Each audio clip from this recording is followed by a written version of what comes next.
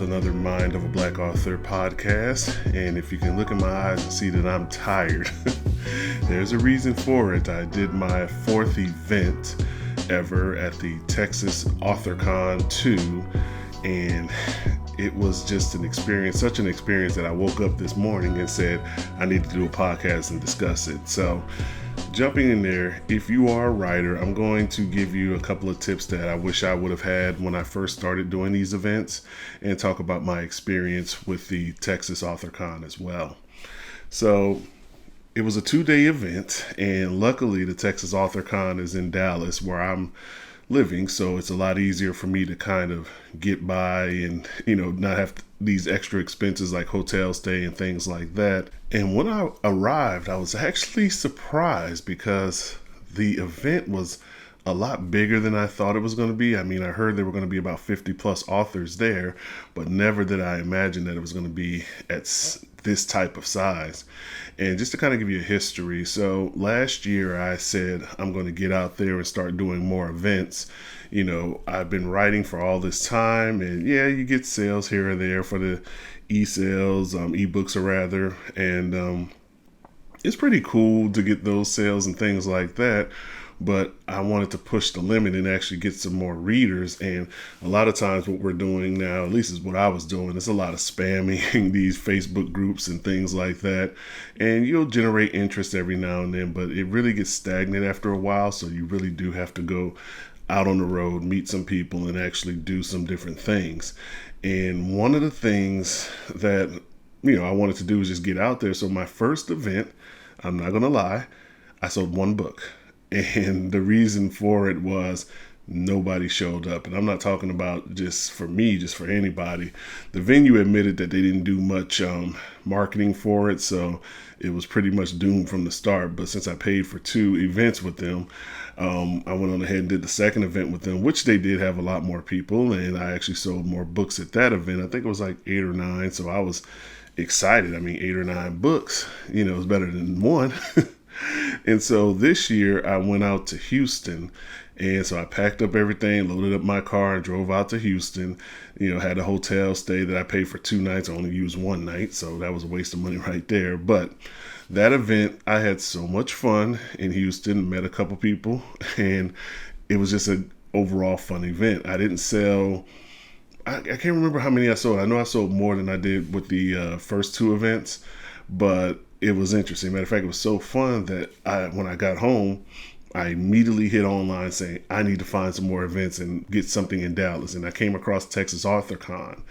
And when I talked to the organizer, he was like, yeah, there's a lot of horror authors coming for this. And I was like skeptical at first because I'm like, I'm not a horror writer or anything like that. And none of my books really fall into that category.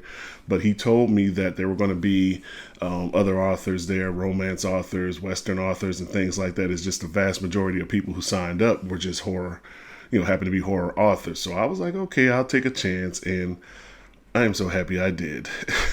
It was just fun. We met a lot of people, seen a lot of things. I did my first panel. They didn't have too many people in there while we were doing the panel, but hey, at least I did it so I can kind of see the format and things.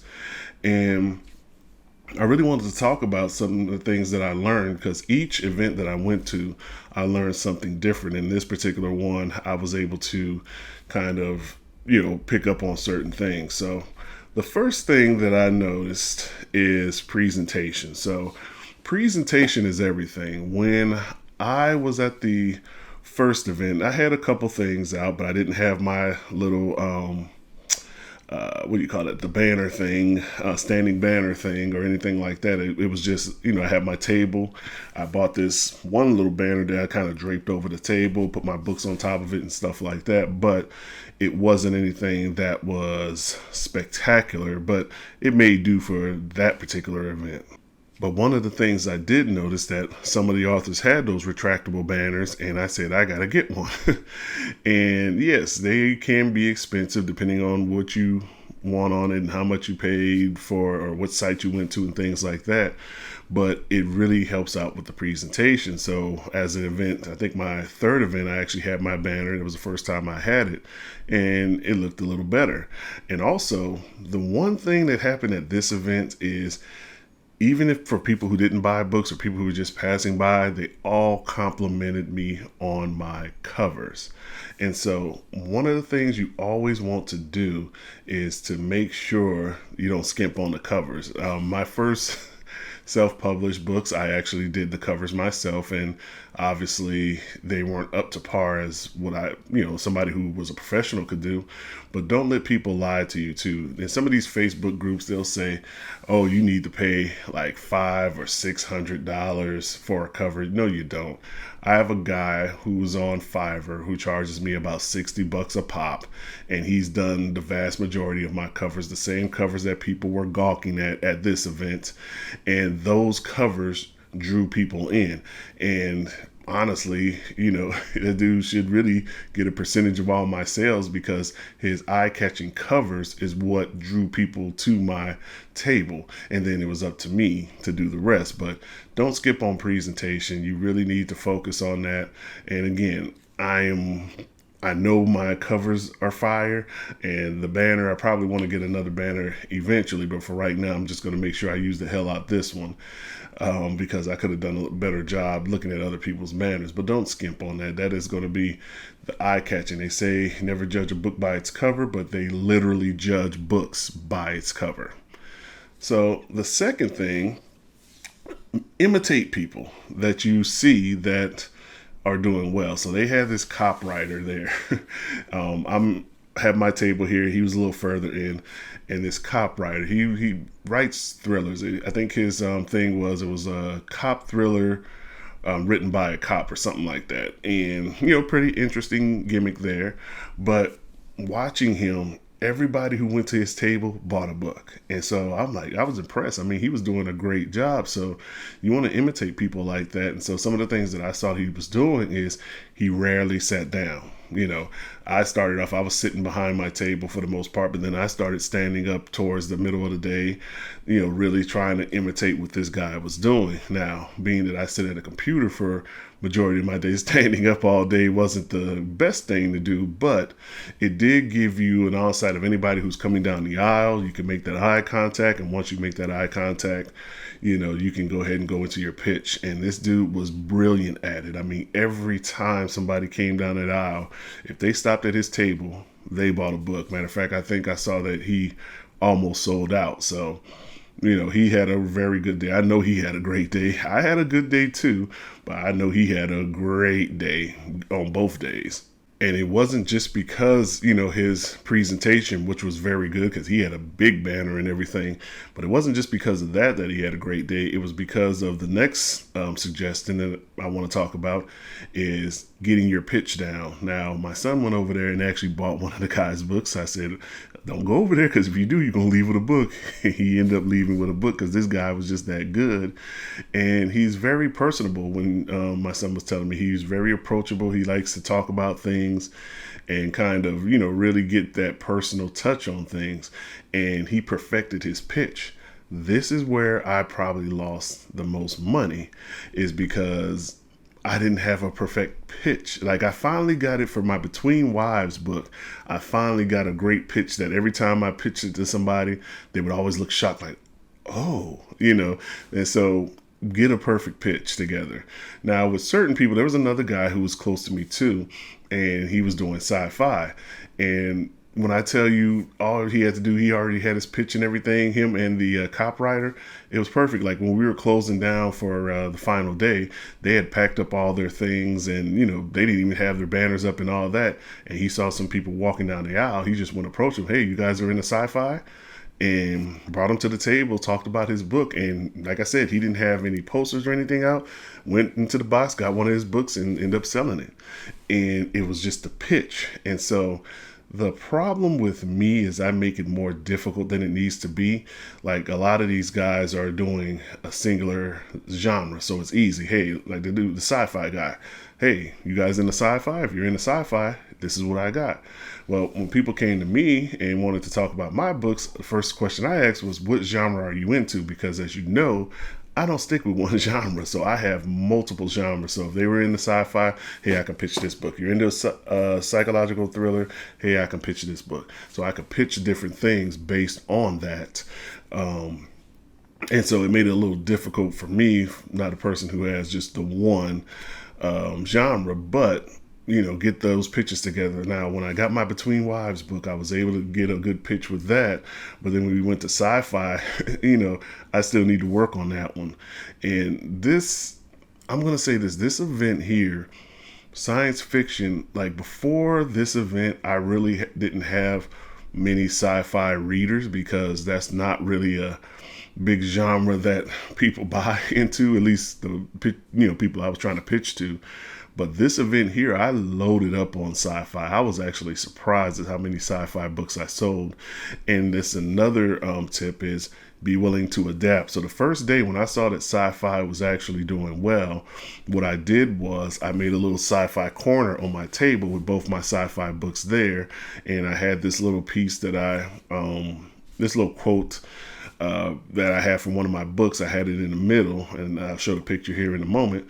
But the sci-fi corner was something like, hey, if these people are going to buy sci-fi, let me go ahead and set up this little sci-fi corner, which I did, and it attracted people. Again, the beautiful covers attracted people, and then it's up to me to close it. But because sci-fi is such a it's one of those things that's a complicated plot and things like that, and I don't want to ruin certain things. It was a little hard for me to kind of pitch that. Like every time somebody came in, I had a different style. Sometimes it worked, sometimes it didn't. But that would be something that I would want to tighten up when I go to Texas AuthorCon 3, because I will definitely be back there. And I want to really get that pitch together. Just like the other guys that I mentioned here, they had their pitches together and they were able to sell just based off of that pitch. They did a real good job. Which brings me to my next point. Don't be afraid to put yourself out there. So as a Black author, the first couple events I went to were Black author themed. And with this event, it wasn't just Black authors. It was basically anybody who came there. So there wasn't really many Black authors at this event. So I didn't really think that I would do well, but I actually did because I put myself out there. And really, if you can give them what they want, just any of the readers, it doesn't matter, black, white, or whatever. And so the fact that people were actually coming up to me, they were talking to me, it really makes you feel good that you can fit in any type of, show and actually get some good book sales out of it. And the whole horror thing, like I said, I'm not a big horror fan. And so I was really skeptical because I was like, oh, there's going to be a bunch of horror guys here. They're not going to buy these books.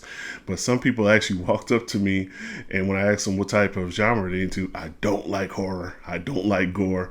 And I'm like, hey, you're in the right place. So, don't be afraid to get out there. Now, if there are certain themed shows, like they're specifically just taking horror authors, then you may not want to do that, because I did run across a couple of shows that I was looking to get into that were a specific genre. So you may not want to do that for those, but ones that are just taking everybody, and no matter if the majority of the people are going to be horror or whatever, it's always good to just put yourself out there, because you never know. I had the best week, these 2 days, just basically I've equaled up all the books in the first 3 events easily just off of these 2 days. And so I was very happy with the turnout.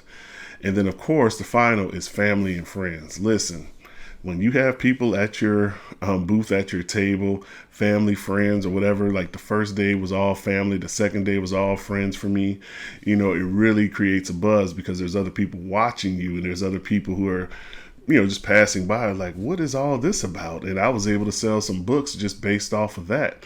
And so really getting your family and friends involved, it's very helpful.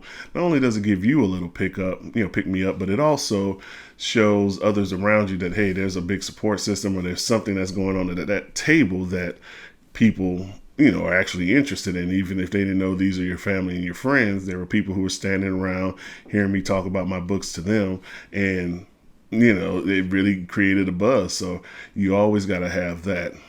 And then the final thing I'm going to talk about is making sure you interact with the other authors. So before this event, I did 2 podcasts, and I have another one that I still have to do.